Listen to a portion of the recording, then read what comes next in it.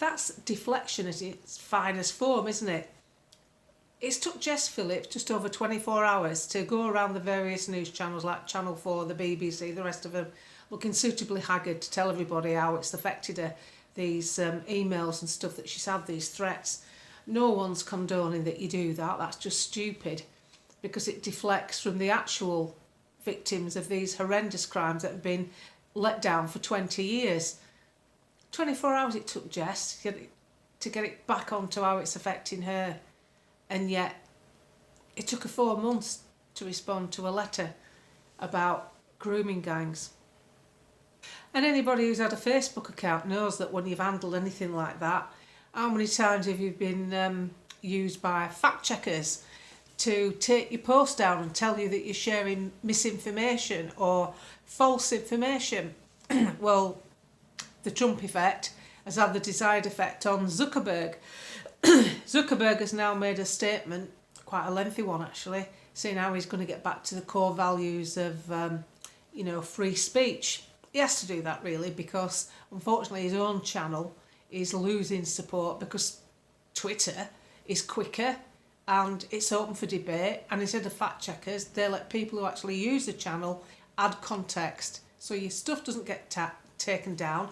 It doesn't say violation of or anything like that. It just says people have added content or context, which is a much better scheme. The good thing is it's happening, but the bad thing is it should never have happened in the first place. You've got to look at how many people possibly rolled their sleeve up, for instance, and got involved in a therapeutic medical campaign, being careful again of vocabulary, that maybe would have made a different decision had they had balanced information that social media, that Facebook and Twitter at the time, because it wasn't owned by Elon Musk, suppressed. The science never changed. The suppression changed. The censorship changed. That's all that's happened. So I put a thing on my Twitter yesterday. The boss at Full Fact, they're the fact checkers that Zuckerberg was using, has put a thing up saying that how he's been basically sacked off from Zuckerberg, from Facebook, and how he sees it as a retrograde step. It's, it's a backward move.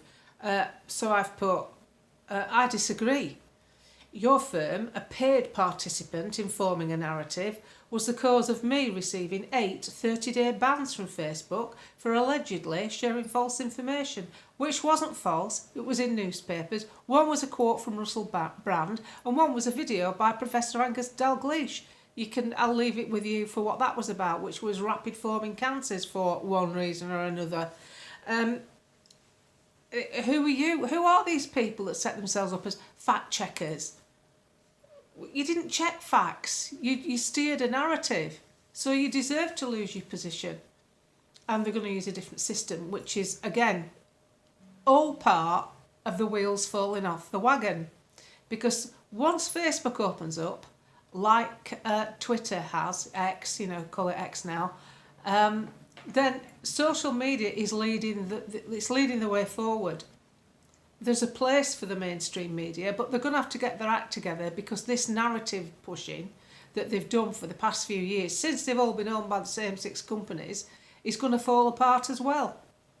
Because social media is just too powerful. There's too many people on it. But what you've got to remember is, moving forward, the good news is that Reform Party are going from strength to strength. I got a message from someone who'd been to a local meeting. They'd organised a meeting locally in a pub. Packed. Absolutely packed. They were stood up.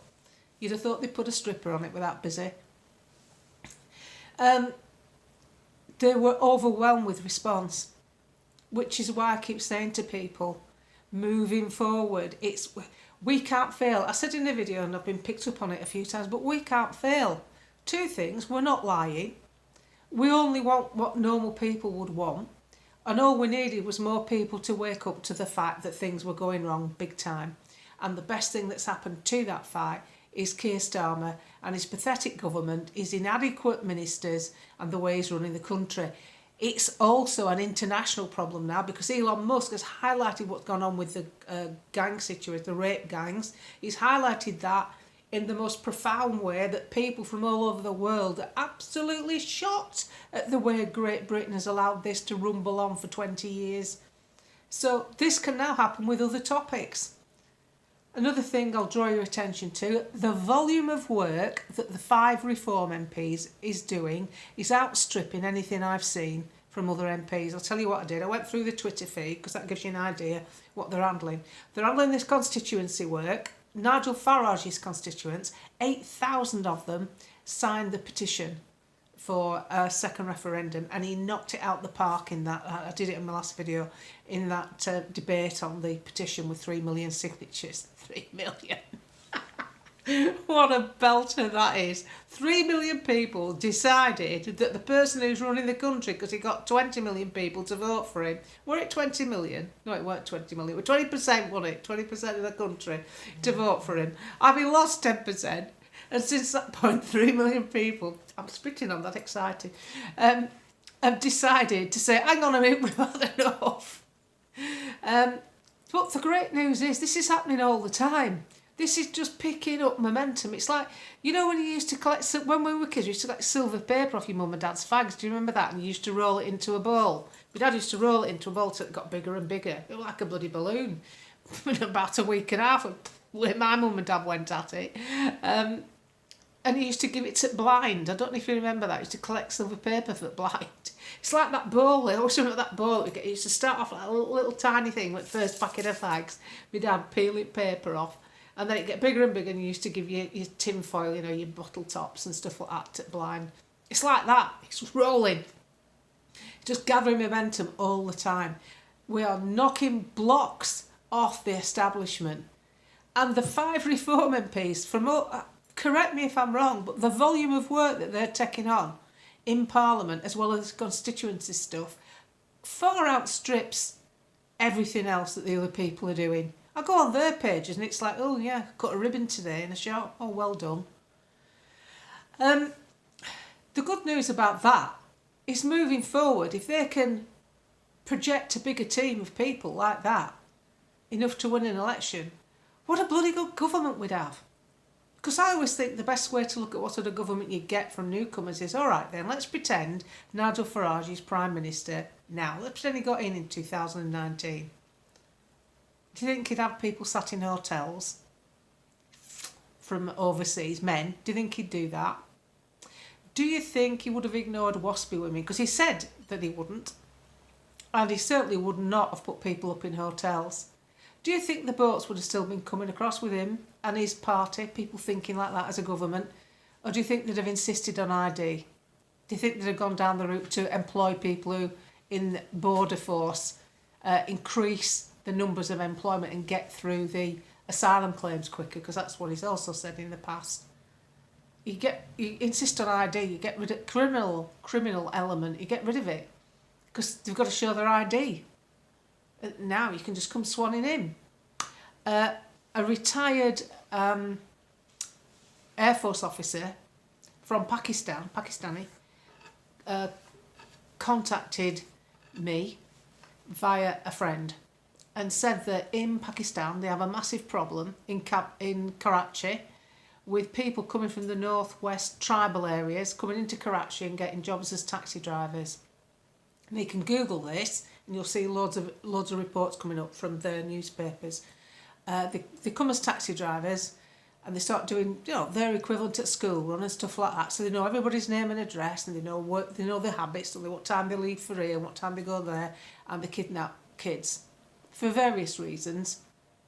But they have a problem with it in Karachi because people come from these tribal provinces and come to the city, which is huge, and they have a problem with them turning up, getting jobs as taxi drivers and using it to kidnap and abduct people, kids. Now, we've got people coming into the country we don't know where they're from all over the world, from different nations, and we haven't got a track of them.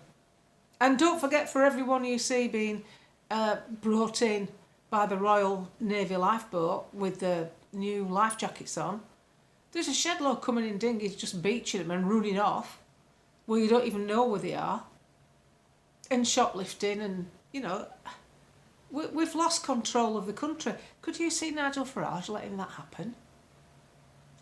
I know some are disappointed with how he's treated Tommy, and I think he could have handled it better.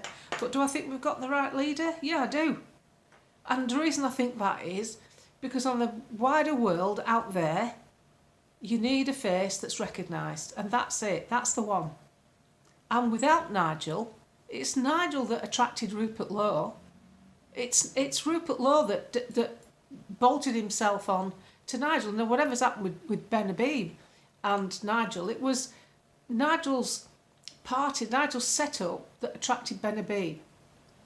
So, Ben's not happy with them now because of their internal workings. I don't care about that. They haven't got any of my money. I don't care what they do with the money that they get from other people, because most of it's coming from bloody billionaires, so that'll do for me. They can afford to lose it. I don't care what happens. It's just a nitpick problem to me, that. I look at the list of things that's going on with the country and how many MPs are gravy training offers right now. There's 650 of them.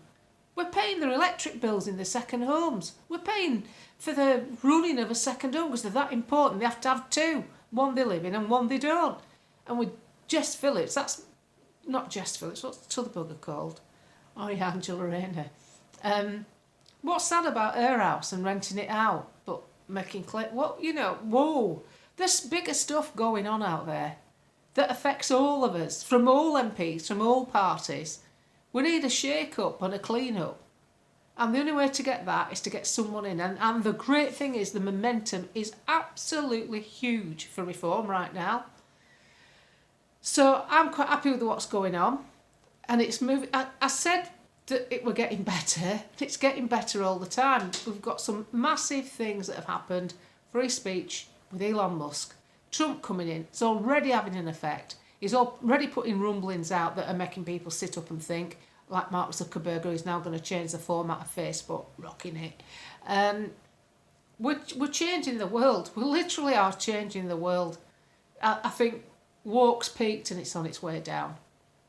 And we need to be able to discuss everything openly and honestly. So, future's bright.